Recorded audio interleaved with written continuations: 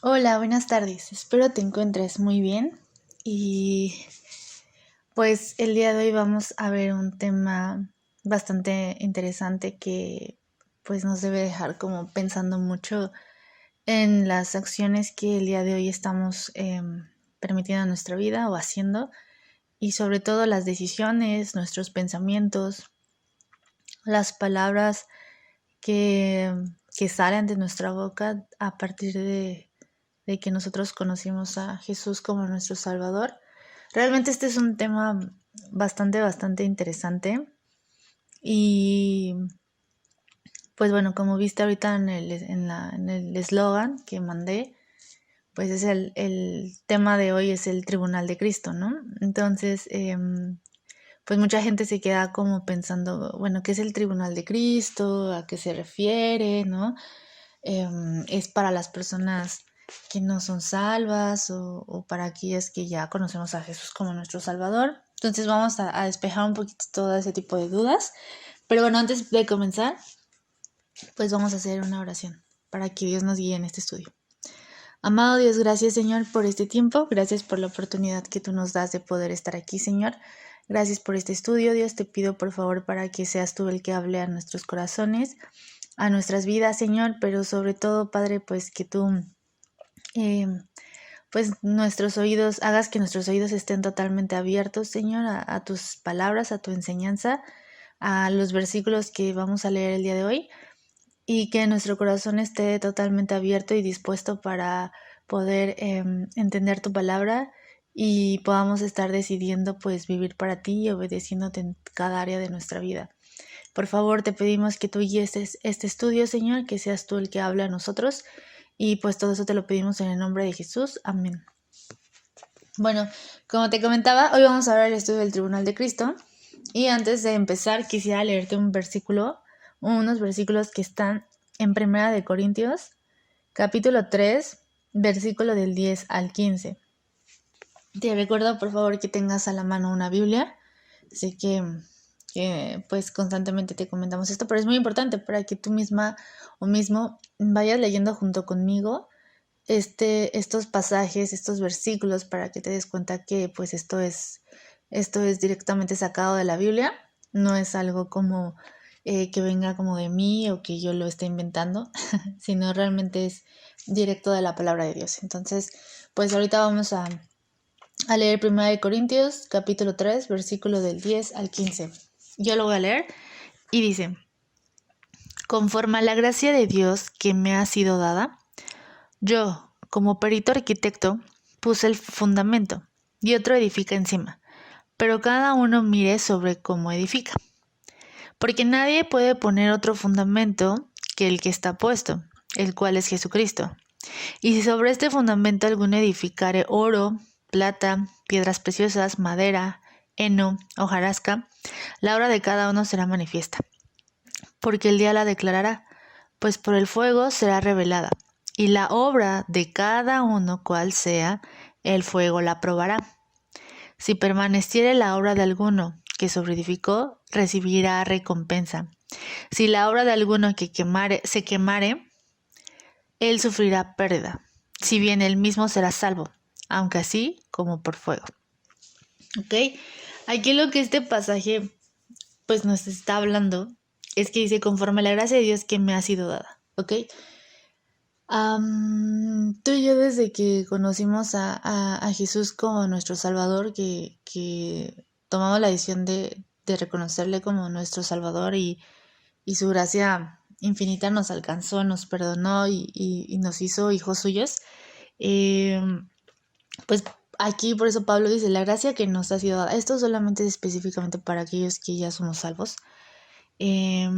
Por eso habla, dice, conforme a la gracia que nos ha sido dada, ¿no? Esto se refiere únicamente a las personas que somos salvas. Entonces, todos aquellos que ya recibimos esa gracia de Dios, dice: como perito arquitecto puse el fundamento y otro edifica encima. O sea, finalmente el fundamento dice que es Cristo, ¿no? Él es como la piedra, como la base de nosotros, la base de nuestra iglesia, la base de nuestra vida, pues debe ser Cristo, ¿no? Y cada uno de nosotros, después de que aceptamos a Cristo, pues empezamos a tomar como decisiones, ¿no? De los pensamientos, de las palabras que decimos, de las acciones. Cada uno de nosotros es responsable de eso. Pero dice en este versículo, en el versículo 13 dice: la obra de cada uno será manifiesta, porque el día la declarará, pues por el fuego será revelada, y la obra de cada uno, cual sea, el fuego la probará. Entonces prácticamente va a llegar un momento en el cual todas nuestras acciones, las palabras, pensamientos, todo, emociones, sentimientos que nosotros hayamos hecho después de Cristo, Él las probará. ¿A qué me refiero? Ahorita lo vamos a ir desglosando en este estudio de lo que es el tribunal de Cristo para que podamos ir como entendiendo un poquito más. Pero pues sí, o sea, el punto aquí es de que debemos tener como cuidado de todo lo que decimos, pensamos o hacemos después de que conocimos a Cristo, ¿no? Entonces, pues en sí esta parte del tribunal de Cristo, pues muchos creen que perderán, mucha gente cree que perderá su salvación, ¿no? Y mucha gente está como tal vez confundida. Mucha gente piensa que el tribunal de Cristo es porque creen que serán castigados o asignados al infierno o ese tipo de cosas. Y no, la realidad es que cuando tú ya eres hijo de Dios, tú no puedes perder la salvación porque no es algo que haya sido ganado por ti. Recuerda que la salvación fue ganada por Jesucristo porque Él es Dios, Hijo de Dios, y es Dios, vino a esta tierra, se hizo hombre, vivió una vida perfecta. Recuerda que Jesús no cometió pecado, Él no hizo nada malo, Él no hizo nada indebido, Él no cometió ninguna falta, y gracias a su perfección, gracias a su santidad, Dios pudo castigar nuestros pecados en Él. Es por eso que cuando tú aceptas su perdón, su misericordia, su gracia, su salvación, tus pecados, pues Dios los perdonó porque los perdonó en la cruz, pero tú en tu decisión, en tu libertad, tú decidiste aceptar ese castigo, que Él fue tu sustituto, que tú merecías el infierno, pero que hubo alguien que lo pagó por ti y tú tienes esa fe de creer en Él como tu Salvador. Entonces allí tú te libraste de ese castigo eterno, porque Jesús lo pagó en la cruz. Entonces, todos aquellos que aceptamos a Cristo en nuestra vida, no vamos a ir al infierno y no vas a perder la salvación porque no es algo que tú hayas ganado, sino es algo que Jesús ganó en la cruz, ¿no? Y a través de su resurrección. Entonces, no es un castigo, el tribunal de Cristo no es un castigo, no es que Dios te vaya a mandar al infierno, tampoco. Sí existe el infierno y evidentemente van a ir a aquellos que pues decidieron rechazar la salvación, aquellos hombres y mujeres que decidieron en su libertad, en su decisión consciente, decir no quiero nada con Dios, no quiero nada, o sea, y lo rechazo así literal y rotundamente. Esas personas van a tener que pagar por sus pecados. Entonces el infierno sí es real, sí existe, pero ese sería el juicio del gran trono blanco, que me parece ya hubo un estudio de eso. Pero en este caso es el tribunal de Cristo. El tribunal de Cristo está diseñado exclusivamente para aquellos que somos hijos de Dios. Entonces, como te repito, no es un castigo, no es un juicio, no es para que te vayas al infierno, no.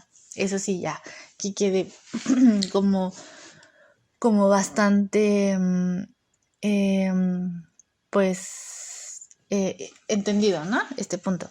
Entonces yo me di a la tarea de buscar como qué es el tribunal.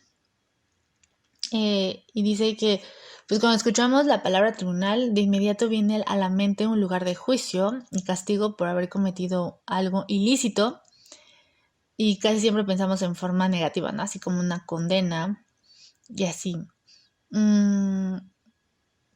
Entonces, pues vamos a analizar y vamos a entender un poquito acerca de qué Dios nos quiere enseñar con esto el día de hoy.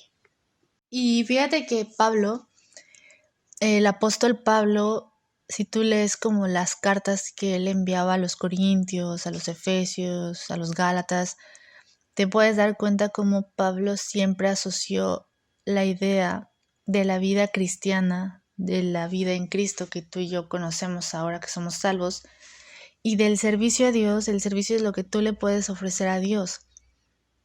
lo que tú haces para servir a Dios a favor de la iglesia. Entonces Pablo siempre asoció la vida cristiana y el servicio con una carrera, ¿ok? Una carrera. Él siempre lo asoció así, en el cual hay lugar para los triunfadores y para la satisfacción de los que llegan, ¿no? Por ejemplo, dicen los deportistas, lo importante no es ganar, sino competir. Pero la verdad es que todos los corredores buscan el premio, ¿no? Y buscan como un premio que se les otorgue. Y esta misma idea se implica en el tribunal de Cristo, ¿ok? Como te repito, no va a ser un lugar en donde habrá juicio y un castigo, no, sino más bien va a ser un lugar donde Dios va a reconocer en público a los servidores fieles, ¿ok? Repito, el tribunal de Cristo no va a ser un lugar donde habrá juicio y un castigo, no. El tribunal de Cristo es un lugar donde va a haber un reconocimiento, imagínate, de parte de Dios va a dar un reconocimiento público a los servidores fieles, ¿ok? En ese momento nos acercaremos al lugar de prominencia para un encuentro personal con el Señor Jesús, para recibir de Él la recompensa por nuestro servicio. Imagínate qué increíble es esto, ¿no? Y bueno, pues esta conclusión pues la vamos a ir desarrollando a lo largo de este estudio, ¿no? Bueno, entonces la pregunta es el tiempo. ¿Cuándo? ¿Cuándo va a suceder esto? ¿Cuándo el Señor Jesús va a dar ese reconocimiento en público a aquellos que han sido fieles al Señor, aquellos que han servido fielmente a Dios, aquellos que han vivido de acuerdo a su voluntad? Bueno, ese reconocimiento será inmediatamente después de que la iglesia haya sido arrebatada, ¿no? Como recordamos, va a venir el arrebatamiento. El Espíritu Santo se va a llevar a la iglesia fuera del mundo porque se vienen como los castigos, ¿no? Los sellos, las trompetas, las copas, dirá que nosotros ya hemos estudiado en algún punto, en algún otro estudio de acontecer. Bueno, entonces este tiempo del Tribunal de Cristo, como te comentaba, será inmediatamente después de que la iglesia haya sido trasladada a los lugares celestes, y vamos a ver en la escritura el apoyo de esta afirmación. Entonces, las recompensas que Jesús, que Dios va a tener para aquellos siervos que han sido fieles, están asociadas con la resurrección. Y bueno, dice esta parte que serás bienaventurado, ¿no? Porque ellos no te pueden recompensar. A veces el mundo no puede recompensar las cosas que nosotros hacemos para Jesús, para Dios, para la iglesia. Muchas veces tú vas a hacer acciones por otras personas que nadie las va a ver más que Dios. Muchas cosas tú vas a decir a favor de Dios, vas a defender a Dios, vas a vivir para Dios, vas a vivir de una forma fiel y piadosamente, que muchas de las cosas que si bien nosotros no somos recompensados aquí en la tierra, pero que te será recompensado en la resurrección de los justos, ¿no? Entonces vamos a buscar Lucas 14:14 para poder leer un poco pues acerca de lo que ahorita estamos hablando. Busquemos por favor Lucas 14:14. Entonces en Lucas 14:14 dice: y serás bienaventurado, porque ellos no te pueden recompensar, pero te será recompensado en la resurrección de los justos. Entonces, como puedes ver, te habla de las recompensas, ¿no? Y como te comentaba, va a haber muchas cosas que nosotros aquí en la vida o en la tierra no vamos a ser recompensados, pero que en el cielo Dios lo tiene bastante presente, ¿sabes? Nosotros como seres humanos a veces podemos olvidar o a veces menospreciar o no tomar en cuenta las acciones de las demás personas. Otras a veces ni siquiera somos conscientes o ni siquiera las podemos ver, ¿no? Porque hay muchas cosas de las cuales nosotros pues las hacemos sin que las demás personas se den cuenta, ¿no? Pero sabemos que Dios está en control de todo, que Dios ve todo y que a Dios no se le olvida absolutamente nada de las cosas que nosotros hacemos de corazón para los demás. O sea, quiero decirlo así súper claro, de corazón.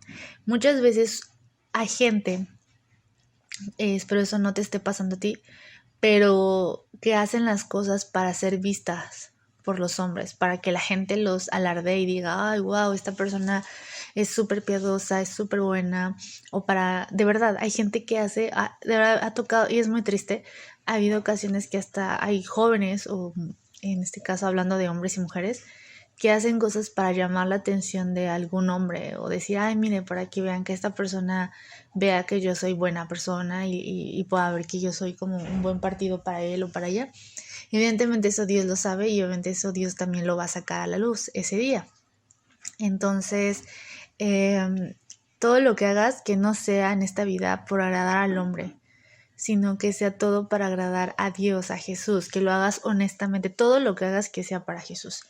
Y justo esas obras son las que van a ser recompensadas. Ok, entonces, pues más que nada como en ese punto, ¿no? Otro de los versículos que habla acerca de esto es Primera de Corintios 4:5.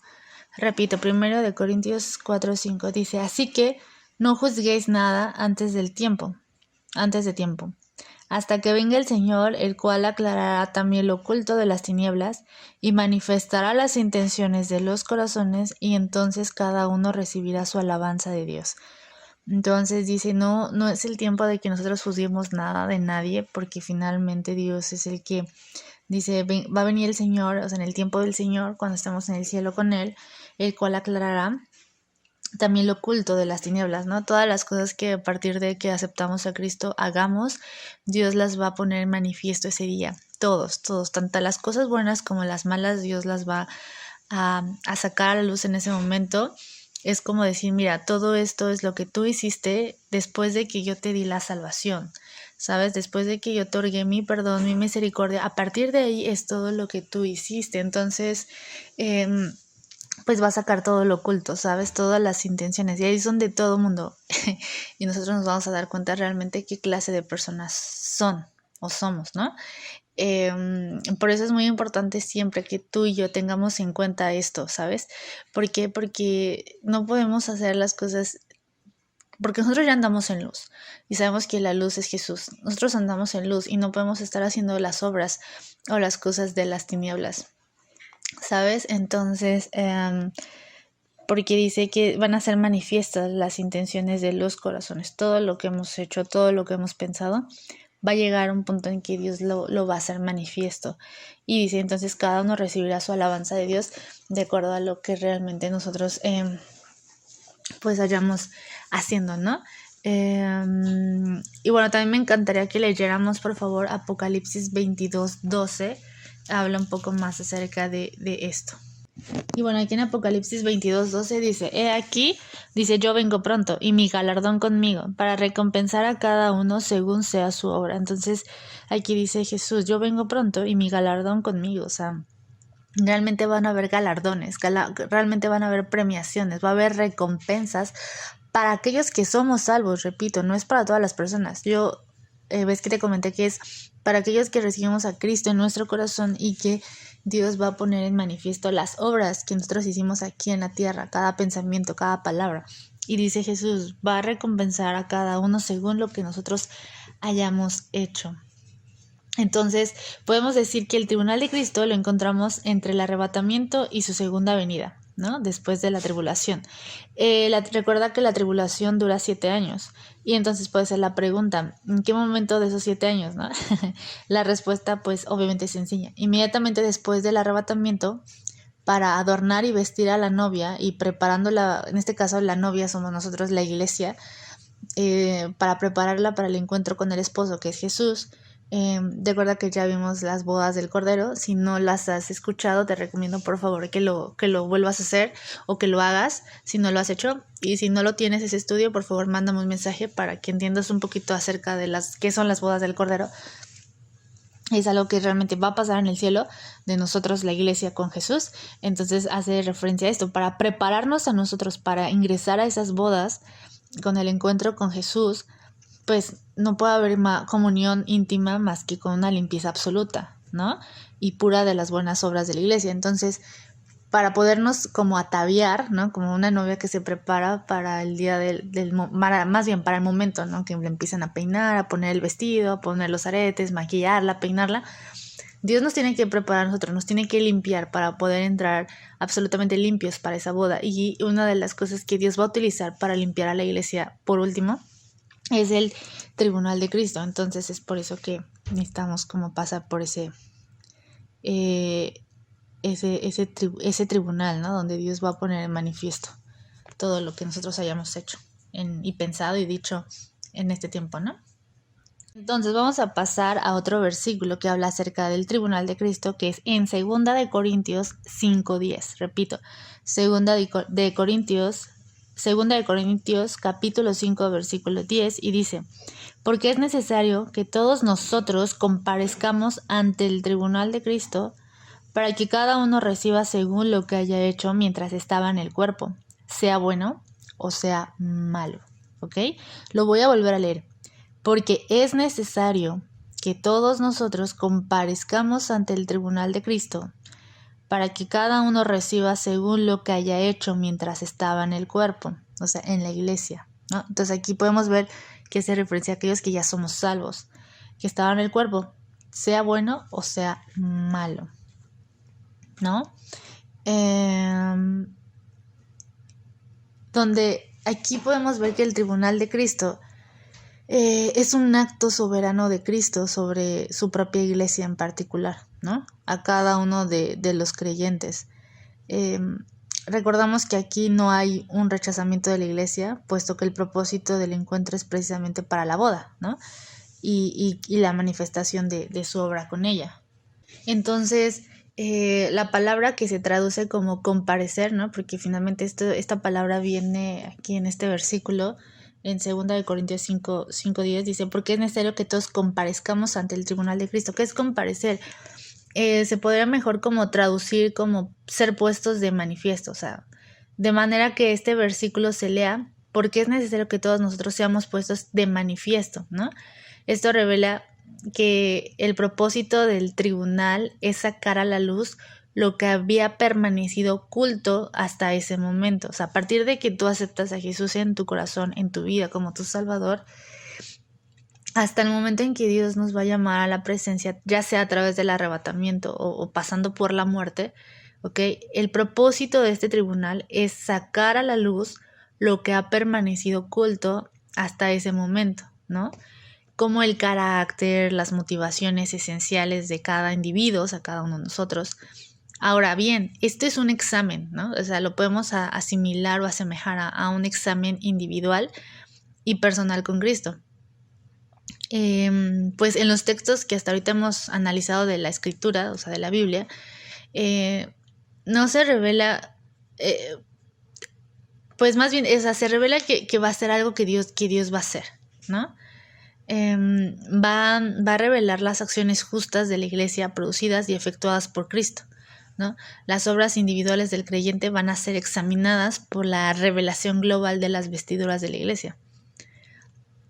Entonces, pues aquí lo que se va a hacer es que las obras del cuerpo de Dios, en este caso de la iglesia, van a ser examinadas por Jesús, imagínate, o sea, por Dios, para ver lo bueno y lo malo, ¿no? Entonces, todas las cosas que hemos hecho, o sea, va a ser realmente puesto manifiesto, ¿no? O sea, Jesús las va a sacar a la luz. Tal vez si lo asemejamos como tal vez a un negocio, tal vez para que me puedas entender un poquito más o podamos entender un poquito más, es como cuando nos referimos a que un negocio necesita ser examinado, no porque sea bueno o malo, o porque sea perverso o reprobable, sino porque tal vez no produce ningún provecho o ganancia. Entonces, para saber si realmente ese negocio pues está rindiendo como los frutos, ¿no? Si realmente es provechoso, si realmente se está obteniendo alguna ganancia, pues tiene que ser examinado, ¿no?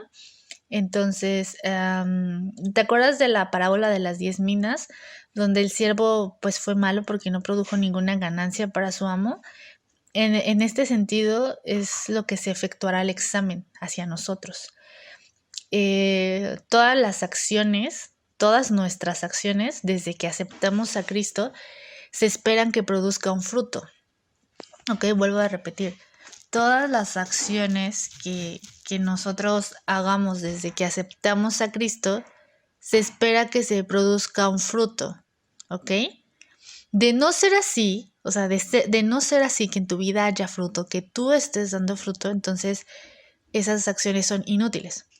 Por ejemplo, si este estudio no fue hecho para producir fruto en el que lo oye, o sea, que la gloria de Cristo, el deseo de corregir la vida, el hecho de que te lleve a confesar tu pecado o de acercarte a Dios, etcétera, no importa cuánto esfuerzo hubiera requerido, es inútil y vano, ¿ok?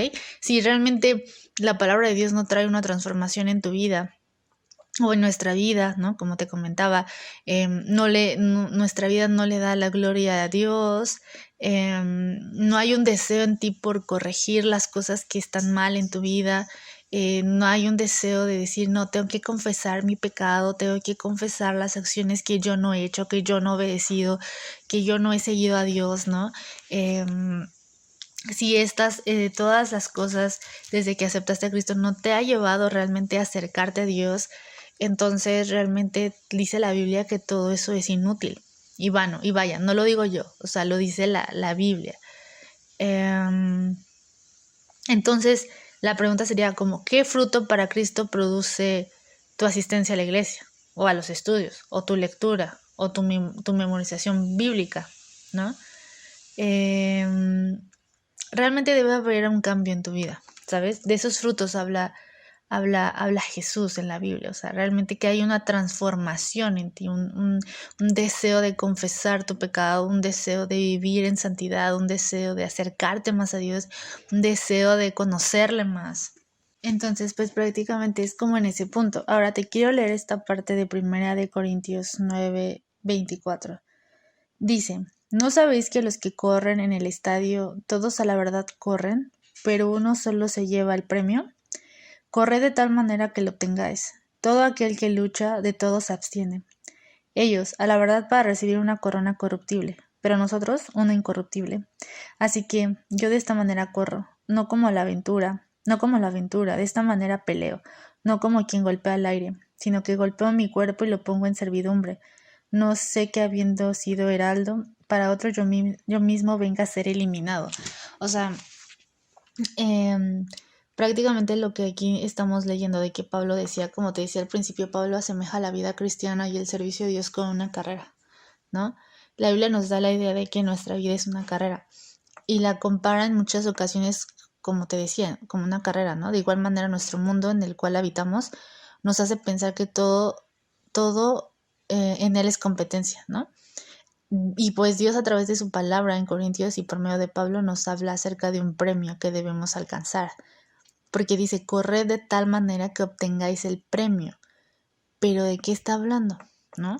En muchas partes de la Biblia se habla de que Dios ha preparado de antemano a todos nuestros galardones y coronas que serán dadas a aquellos que sean dignos de merecerlas y hayan hecho mérito para obtenerlas.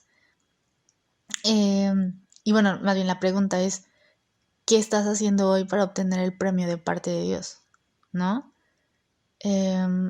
Entonces, igual y podríamos hacer en algún punto un estudio de las coronas, o sea, específicamente de los premios que la Biblia dice que Dios está preparando para todos aquellos, ¿no? Que les seguimos. Y justo esos premios, esas coronas, las va a entregar justo en el tribunal de Cristo, ¿no? Entonces la pregunta es, y acerca de los galardones, ¿no? ¿Son acaso menos valiosos o hay alguno más valioso que otro? Pues la Biblia no habla en ninguna parte de si uno tiene mayor valor que otro, pero sí que son solo exclusivos para aquellos que en verdad lo merezcan y por ende su valor es incalculable, ¿no? Entonces, bueno, realmente aquí Dios sí va a premiar como realmente lo que nosotros estemos haciendo para Él, ¿sabes? Y también la Biblia menciona que va a haber pérdida, ¿no? Para algunos va a haber ganancia y para otros va a haber pérdida. No implica la idea de sufrimiento en el sentido de sufrimiento físico o mental. Su idea básica es pérdida en el sentido de perder el premio que pudiéramos haber recibido. No sé, un ejemplo, ¿no? Tal vez en un trabajo el jefe pone como de premio 2.500.000 pesos a aquel trabajador, es un ejemplo, ¿no? Que siempre llegue temprano, que entregue a tiempo sus informes, que trabaje más, que a lo mejor gane más clientes y así, ¿no? Entonces, como bien sabes, todo eso implica un esfuerzo, una entrega, una dedicación, ¿no? El esforzarte, el ser cumplido, el realmente obedecer a las instrucciones que el jefe está dando. Entonces, aquella persona que cumpla con todos esos requisitos se va a llevar el premio. Ahora, tú bien sabes que va a haber empleados que pues la verdad les valga y digan, no, pues yo no lo voy a hacer y siguen llegando tarde, no cumplen con los requerimientos que el jefe les haya dicho. Pues evidentemente ese tipo de empleados pues no se van a llevar como el premio, ¿no? De los 2.500.000 pesos y van a sufrir pérdidas, así como de, pues yo no lo tuve. Pero va a haber quienes a lo mejor que por su esfuerzo y dedicación pues se lo van a llevar. Entonces prácticamente la pérdida se refiere a que pues va a haber creyentes en el cielo que pues no van a llevarse como ese premio, esas coronas que Dios tiene otorgado porque realmente nunca llevaron fruto, como te lo mencioné hace rato, o sea, realmente no hicieron las cosas para agradar a Dios, realmente no fueron honestos, realmente siguieron viviendo como su carne les decía, como ellos consideraban, y nunca pusieron como realmente en obediencia total y absoluta su fe, ¿no? Para seguir a Jesús. Y prácticamente dice que son 5 recompensas. Aquí te las voy a describir un poco así brevemente, pero finalmente igual un día podemos hacer como un estudio específico de esas coronas, ¿no?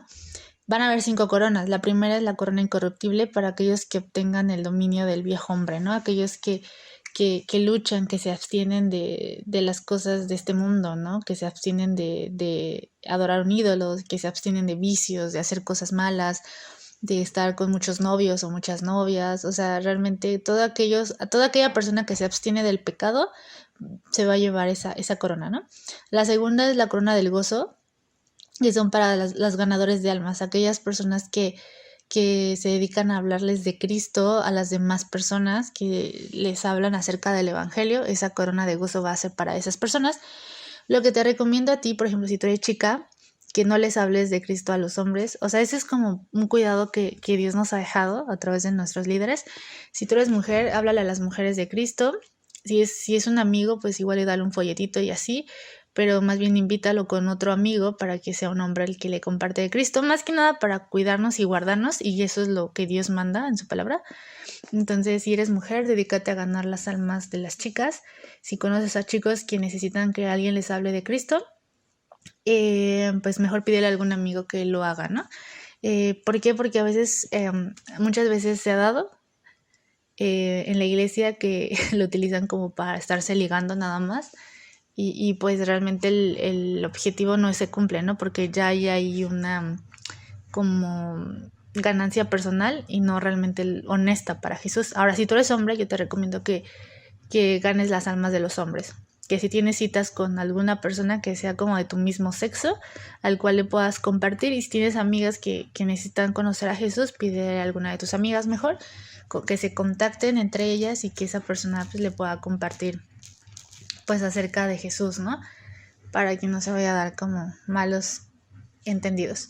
Después, la tercera corona es la corona de justicia, y son aquellos que aman su venida, ¿no? Aquellos que están esperando la gloriosa venida del Salvador, pero no solamente es como decir, ay, sí, yo sí espero, ¿no? ¿Cómo podrás saber que si estás esperando? Porque estás obedeciendo, porque estás guardando su palabra, porque estás viviendo conforme a la voluntad de Dios, ¿no? La cuarta corona es la corona no, perdón, ya vamos en la quinta, la corona de gloria, ¿no?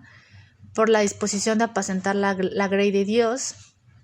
Si realmente estás sirviendo a la iglesia, si realmente estás sirviendo en tu célula, ¿no? O en la iglesia que Dios te puso. Por eso es muy importante que pertenezcas a alguna iglesia. O sea, la verdad es que sí es muy importante, porque ahí es donde justo vas a crecer y vas a madurar en servir a los demás, en poner sillas, en no sé, el estar presente para abrir la puerta, para lavar los baños, para trapear, lo que sea.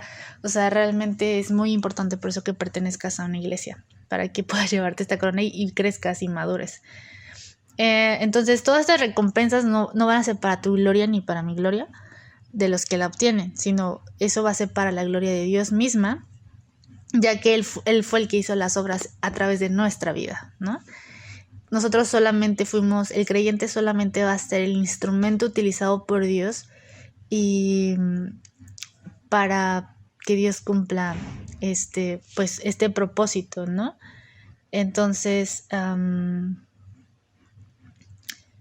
pues prácticamente eso es, ¿no? Entonces, bueno, como en resumen o en conclusión, el Tribunal de Cristo no es un momento de juicio, como te mencionaba, sino más bien de premiación o recompensa o de pérdida, y lo obtendrán aquellos que permitan ser utilizados por Cristo en su obra, ¿no? El juicio se hará sobre las obras del creyente, no sobre de él, o sea, no sobre, porque finalmente este juicio para los creyentes ya fue llevado en la cruz del Calvario, sino sobre las obras. El juicio no tiene nada que ver con la salvación del alma, porque la salvación ya fue ganada por Cristo, entonces no tiene nada que ver con eso. Más bien aquí lo oculto del hombre será mostrado abiertamente, y el examen no será en grupo, sino en forma personal con el Señor. Y la mejor forma de prepararnos para ese momento lo podemos encontrar en 1 Corintios 11, del 31 al 32, y dice así: por lo cual hay muchos enfermos, 1 Corintios capítulo 11, versículo 31-32. Sí, pues nos examinésemos a nosotros mismos, no seríamos juzgados, mas siendo juzgados somos castigados por el Señor, para que no seamos condenados con el mundo. O sea, aquí lo que habla es que no vamos a ser juzgados, y tampoco vamos a ser castigados, sino que más bien habla sobre que tú mismo examines tu vida a la luz de la palabra, a la luz de los estudios, que tú mismo o misma examines como...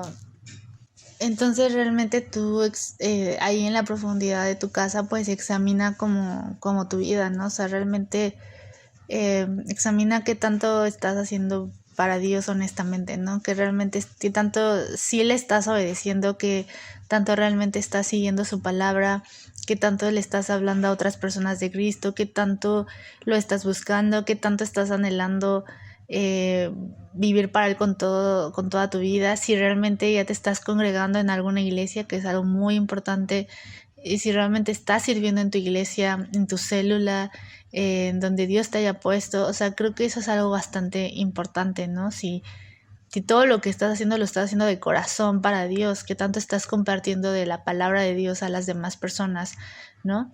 Entonces, ¿qué tanto le estás obedeciendo? ¿Qué tanto tu vida está dando frutos? Si realmente hay frutos de arrepentimiento, si realmente tu vida cambió, si realmente has confesado tus pecados. O sea, realmente para que te pongas como a meditar y ver si realmente esto es lo que realmente está pasando en tu vida, y si no, pues realmente esto te lleve como a anhelar ese cambio en tu corazón de saber que Dios ve todo, que Dios sabe todo, y que eso es algo que realmente nos debe de importar para poder estar viviendo de acuerdo a su voluntad. Y pues nada, o sea, nada más como en ese punto, y que por favor estemos como meditando como en todo esto. Y pues que Dios nos guíe, ¿no? A cumplir su propósito y a cumplir pues su plan que pues Él tiene para nuestra vida. Entonces, ¿qué te parece si terminamos haciendo una oración? Padre, pues gracias por este tiempo, gracias por todo lo que pudimos aprender acerca de tu palabra, Señor. Gracias por tu infinito amor, tu infinita misericordia.